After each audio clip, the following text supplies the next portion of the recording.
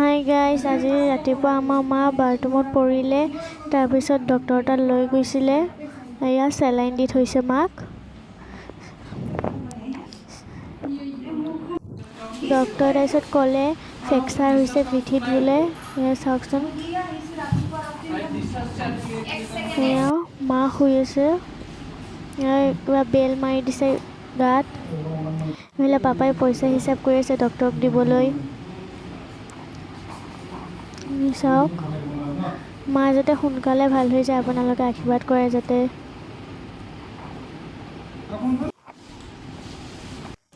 এয়া এতিয়া মা যাব ওলাইছে ঘৰত। এয়া মা আহি এনেকৈ শুই আছে, উঠিব নোৱাৰা হৈছে। চাহ খাব দিছে, এয়া শুই আছে। আজিলৈ ভিডিঅ' ইমানেই আছিল। Bye bye.